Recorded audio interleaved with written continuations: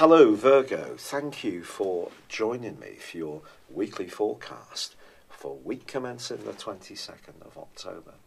Venus, of course, has spent some time this month tracking backwards in your sector of everyday communications. But the Sun enters this location now, and of course your ruler is also here. So you have an opportunity to really articulate yourself in a much more clear way, particularly as the Sun and Venus meet together. Someone could find what you say really enchanting. If you do enjoy writing in any kind of creative context, or even singing, or have your own blog or website, this can be a fine time to cultivate people's view of you. But there is a full moon at the heart of this week, and it suggests that if some of your thinking has become a little rigid, you could encounter someone who has a very different view of life to you and may push you to be a bit more open. Then again, you may find yourself becoming more restless in your everyday environment or routines and need much greater stimulation. This could point towards an opportunity to travel. This may not be something that you're even conscious of at the start of the week. A conversation could just throw up the chance to fill someone's place on a last-minute basis, or you could see a holiday opportunity that you decide to make a snap decision upon over the next couple of weeks in the time that the full moon influences. But if you do something, it wouldn't be a surprise if it was linked to your work or in some way your welfare. And the more you can be open to new ways of and new ideas, then the better it can be at this current time. It's been a real pleasure being with you. I'd love it if you would like or comment on this video, or if you've yet to do so, please do subscribe to this channel. Thank you. Hello Virgo, thank you for joining me for your monthly forecast for October. Welcome. For the Sun or the Ascendant, this is going to be a fascinating month. You've probably read or watched a video already about the importance of Venus this month, going into, as it does, a retrograde on the 5th. For you, this is happening in your sector of everyday communication. Now, you're not usually a very glib person anyway, and not inclined to just blurt out things without thinking about it. But essentially around your relationships, particularly with neighbours, perhaps with siblings, there can be a period through to the end of October when you are thinking carefully about the importance of these ties. Now, Venus, of course, is also about relating, and it's also about money. In the 3rd house, yes, it's about your thinking, but it is squaring up to Mars the first 2 weeks of this month. Now, when Venus and Mars are working well, we get the perfect balance of masculine and feminine in the way we express ourselves. Mars is in a bit more of a sharp, pointed part of your scope, enabling you to work very hard, but also bringing out some of your more natural instincts. But it's going to be important not to punch home your point of view to the point that it actually loses effect because someone feels that you're being maybe a bit too acerbic, a bit too sour, essentially. So Venus's energy is softened a little bit or weakened. So just be aware that Mars can help you work hard. It can help you to say how you feel, but also consider consequences of what you're saying. Now, the Sun and Mercury, your ruler, certainly in the case of Mercury, spend the first third of this month together. Then Mercury moves into your sector of everyday relating too, joining up with Venus and also with Jupiter. But the Sun on the 2nd in the sign of Libra, which for you is very much about resources, money, and your values, squares up to the Moon in Cancer, which for you is friendships. It's your group activities, it's your longer term future.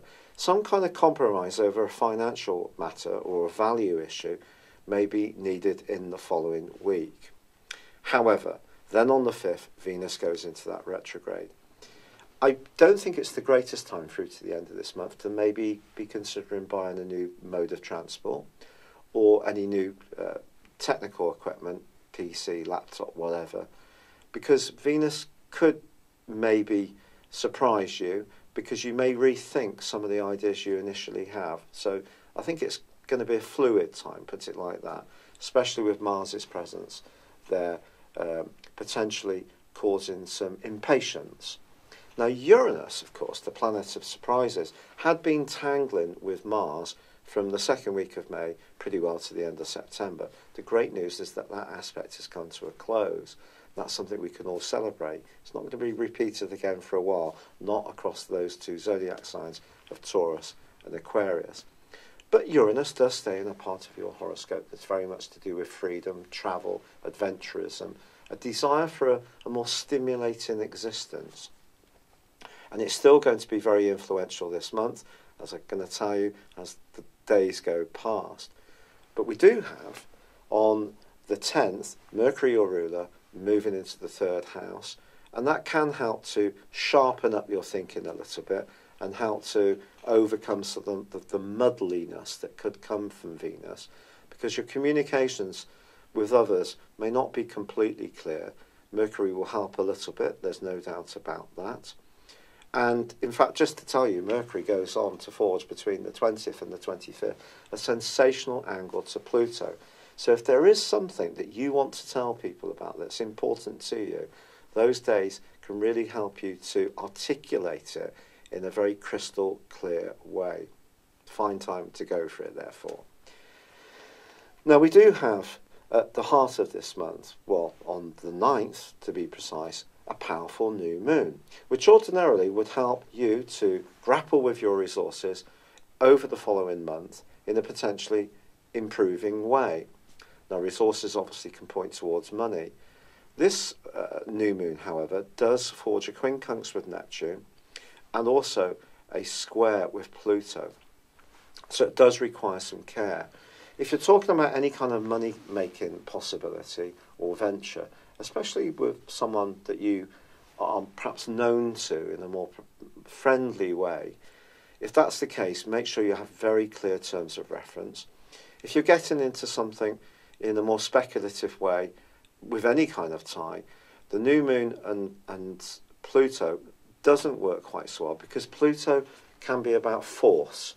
It can be about desire, of course, and maybe you could force the pace in trying to make an improvement to your financial affairs, which means that you may benefit, but someone else may be out of pocket. Remember the principle of natural justice with Pluto. We all have to remember this. And I wouldn't think generally you're someone who's going to just splash out money without too much consideration, but even more so, try to resist any impulsive tendencies on the back of this new moon. That brings us up to the quarter moon of the 16th, which occurs in Capricorn, where of course you have already Saturn and Pluto. Now, this is the part of your horoscope that's to do with joys and pleasures and self-expression, and Saturn could not hardly be linked to any of those adjectives, could it? Saturn's very much about toil, obstacles, graft, really sticking at things. And if there is something that you are developing that is demonstrating your flair, putting in the application and the perspiration is still going to be crucially important. However, on the 23rd, the Sun does move into Scorpio, which I think for you is very, very good, because water is carried by earth. We've only got to think of a riverbed. So as the Sun moves here, it then meets with the reversing Venus. So we have a conjunction. And your words could be very, very potent on the back of this. You could say something highly meaningful and sincere, which could have a huge impact on the listener of your message. But on the other side of the heavens is Uranus. So Uranus opposite Venus, Uranus opposite the Sun. This creates a lot of electric energy, and particularly around your thinking and particularly around your communication. If you tend to encounter someone who's generally a bit resistant to your point of view, doesn't listen much, there's so many people that don't listen these days. They only want to talk about their story. But if you encounter someone who persistently doesn't hear something that's vitally important to you, perhaps an emotional message in an intimate relationship, you could find yourself moving into a much more outspoken mode. And I said to you before about Venus squaring up with Mars, to try not to be too pointed. Well, this will get to the point where you will have your say, because the full moon, which occurs on the 26th, is conjunct with Uranus. in the sign of Taurus. It's also going to be forging a grand fixed cross with the North Node, which is in a very tender part of your house. The North Node is known as the dragon's head, and the North Node is very much about opportunities. It's kind of like a mini Jupiterian influence. And since the 10th of May 2017, it's been asking you to embrace the more psychological and spiritual side of your nature. You've probably seen this in your thinking and way of being. But these 4 points come together. The North and South Node cross over the intersection between the opposition between the Sun conjunct Venus and also Uranus. And because it's all fixed energy, that can create a degree of resistance, because fixed likes permanence. It's not fluid like your sign. You get flexibility, you get that you learn ideas and you evolve. Fixed energy is not like that. It digs in. It doesn't necessarily want to move. So that's why I'm saying, if you encounter someone who doesn't want to hear your message, or you're feeling much more spontaneous, and maybe it's your own inner blockages that you need to challenge here, Virgo, something has to give. Your voice will be heard. You could do something completely spontaneously, and it can be like a breath of fresh air. Even if you do take a bit of an emotional risk, or book to go on a holiday to somewhere that's completely random and different to you've ever been before, or you join a new club, learn a foreign language, do something that sees you connected with people from a completely and radical different background, it will be so positive for you, because it will help you to evolve. Now, your ruler Mercury moves on the last day of this month into Sagittarius, which is very much to do with your home, family and emotions. And after all this electric energy, tension and pulsating vibrations, I think you might be in the mood for a bit of a breather, to be honest, which would be understandable. But I think all this is hugely exciting. So although Venus is retrograde this month, you can see there's loads more powerful stuff going on that's complementing it as well.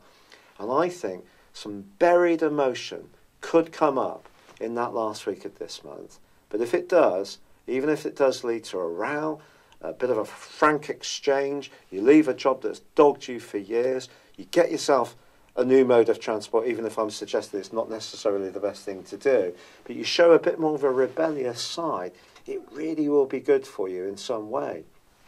Now, of course, every action has a consequence, and I'm not advocating that you do anything like walk off your job, walk away from a relationship, but I do think you need to speak out. So if there's anything you've been bottling up, let it come to the surface. It will be really good for you emotionally and physically too. And I just think all sorts of new energies are going to be pouring, and new ideas are going to be pouring into your thinking as this month draws to a close. It's been a real pleasure being with you, Virgo. I'm still struggling with the rheumatoid arthritis. I'm doing all the natural stuff. I've had so many wonderful suggestions, which I've embraced. Quite a lot of CBD oil, turmeric, especially hot. Apparently that's vital with pepper. And also ashwagandha, taking that as a tea. So doing all the good stuff. But unfortunately, I'm still suffering. So at the moment, I'm on the steroids. So I may have to go on to something called methotrexate, which apparently is not a very nice thing. It's a chemo drug. But obviously, I've got to be able to function, because I have really been struggling to do my work. But thank you so much for all your kindness, for joining me. Good luck, and goodbye for now. Hello, thank you so much for watching my video. I'd love you to join me at my Horoscope Ace app. You can find this at www.horoscope-ace.com. You can use it through Android, iOS, Apple or Facebook. Check out your ascendant or your moon sign, or download your free birth chart. There's all your favourite videos, plus there are daily, weekly, monthly and yearly horoscopes for general, love, Chinese and Indian astrology. If your passion is tarot, there's my brilliant 3-card money or love tarot readings too. And it's all there at www.horoscope-ace.com. Thank you.